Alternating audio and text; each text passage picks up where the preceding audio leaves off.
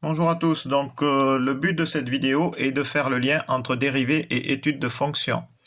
Alors, il ne s'agit pas d'un cours, absolument pas, mais plutôt d'une remédiation. Alors pourquoi? Eh bien tout simplement parce que je m'aperçois qu'il y a beaucoup trop d'élèves qui maîtrisent pas les dérivés, mais pas seulement ne pas savoir les faire, mais savoir à quoi véritablement ça sert. Je m'aperçois aussi qu'il y a des terminales qui n'ont aucune idée de ce que veut dire une dérivée. Là, c'est un peu plus grave.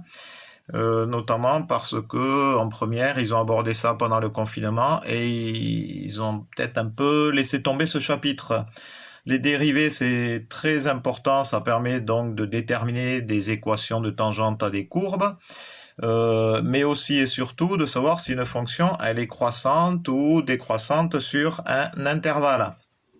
Alors, je vais faire cette vidéo le plus court possible, dans un langage simple et compréhensible, pas forcément très académique, mais tout simplement dans le but que vous compreniez bien en quoi ça consiste au mieux. Alors, souvent dans des exercices, on vous demande d'étudier la variation d'une fonction.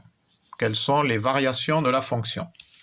Eh bien, quand vous voyez quand on vous demande quelles sont les variations de la fonction, vous pensez automatiquement à dérivés.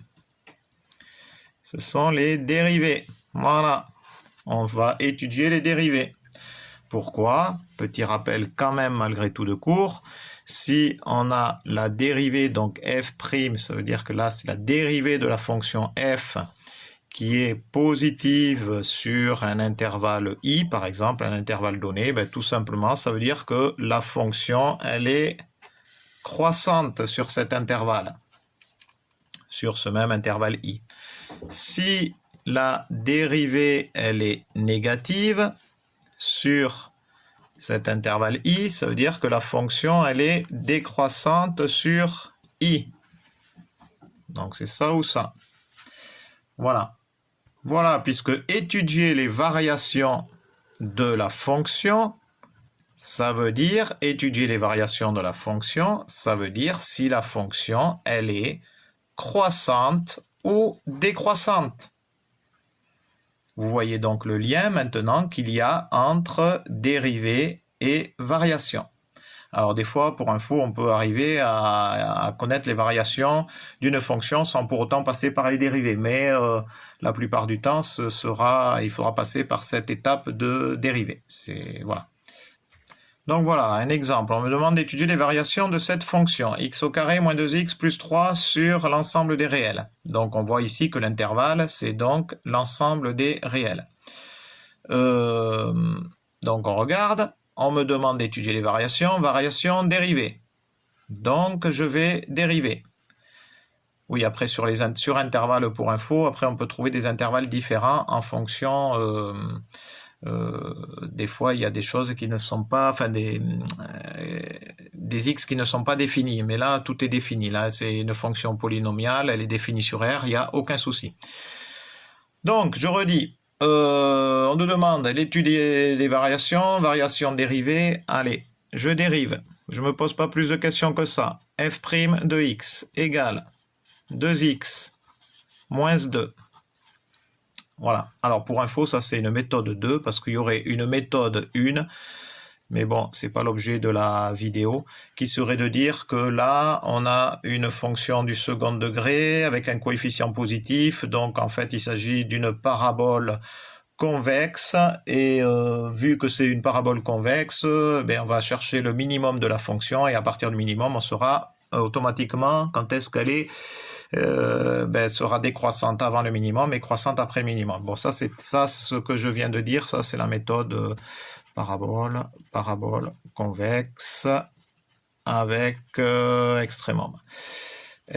Bon, là, je vais très vite, mais c'est pas l'objet de la vidéo. Reprenons. Donc, je fais la dérivée. J'ai la dérivée. OK. Quand on a la dérivée, on veut savoir où la dérivée s'annule. Et je vais vous expliquer pourquoi. Donc, savoir où la dérivée s'annule, ça veut dire que pour quel x, pour quelle valeur, quelle est la valeur de x pour laquelle f' de x égale 0. f', c'est 2x moins 2, donc ça c'est équivalent à 2x moins 2 égale 0. Et donc c'est équivalent à x égale 2 sur 2. Moins 2, il passe de l'autre côté, il devient plus 2, divisé par 2, 2 sur 2 égale 1. Alors, qu'est-ce que ça peut donner, ça, sur un graphique? Donc, voyons voir. Donc là, on a notre paire orthogonale. Voilà. Donc, il s'agit, alors, cette dérivée-là, f' 2x égale 2x moins 2, c'est comme si c'était une fonction. Donc là, on voit bien qu'il s'agit d'une représentation, c'est une droite, quoi, hein, la représentation graphique de cette fonction, de cette dérivée, c'est une droite, d'accord, de la forme ax plus b. On voit qu'en fait, elle s'annule pour x égale 1. Donc, pour x égale 1, ça c'est l'axe des x, l'axe des y. Donc, pour x égale 1, elle va s'annuler ici. En fait, ma dérivée, elle aura cette forme-là, f' de x. Elle s'annule en 1. Pour pour x égale 1, y égale 0. Ça veut dire qu'en dessous de l'axe des abscisses, je suis en négatif. Au-dessus de l'axe des abscisses, je suis en positif. Donc, vous voyez l'intérêt de savoir à quel moment la fonction, la dérivée s'annule. L'intérêt, il est de savoir que, en fait, avant x égale 1, c'est négatif. Après x égale 1, c'est positif. Donc, l'intérêt est de savoir à quel moment la fonction change de signe. La dérivée change de signe. Vous voyez ? Si elle avait été dans l'autre sens, donc là on voit que, alors attendez, hop, déjà on va continuer là-dessus. Donc ça veut dire que pour x inférieur à 1, pour x inférieur à 1, f' de x est négative. Et donc pour x supérieur à 1, f' de x est positif. Voilà.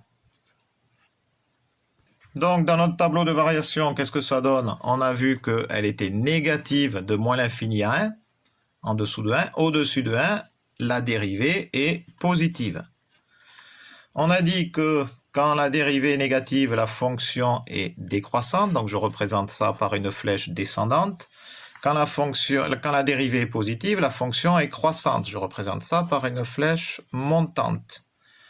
Et voilà donc l'étude de variation. Après, il faudrait étudier quelle est la variation de f quand x tend vers moins l'infini, quelle est la variation de f quand x tend vers plus l'infini, et ensuite, ici, là, on a f de 1. Voilà. Alors, voilà ce que ça donne ici, la représentation graphique. Donc, en vert, nous avons la fonction dérivée. Vous voyez? Donc, elle s'annule en 1 ici, là, pour x égale 1, y égale 0. Là, notre petit b.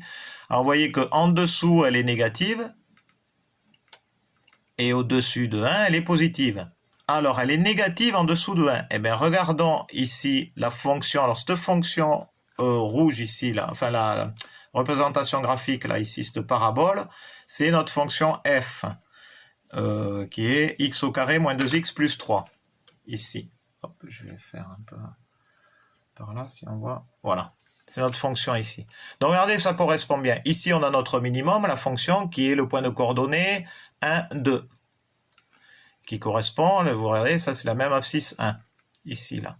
Donc, on voit bien qu'en dessous, la fonction dérivée, elle est négative. Ici, c'est négatif. Et regardez, la fonction est bien décroissante jusqu'à 1. Vous voyez, jusqu'à 1. Au-dessus de 1, la dérivée, elle est positive. Et regardez, la fonction, elle est bien donc croissante. Vous voyez donc le lien entre la dérivée d'une fonction et la variation. Donc l'étude de signe de la dérivée d'une fonction, je veux dire, et la variation de cette même fonction. Très très important de savoir dériver une fonction pour connaître donc l'allure de la courbe de la fonction. Alors, comme je vous disais, des fois on peut faire sans, mais la plupart du temps, il faudra faire avec. Bon, j'espère que j'ai été clair et compréhensible. Le but, c'est de vous montrer donc ce lien entre variation et dérivée. Alors là, je n'ai pas abordé les tangentes, mais c'est important aussi de connaître les dérivées, puisque c'est le coefficient directeur de la tangente à la courbe en un certain point. Voilà. Voilà. Bon, mais ça, j'aborderai ça éventuellement plus tard. Bonne journée.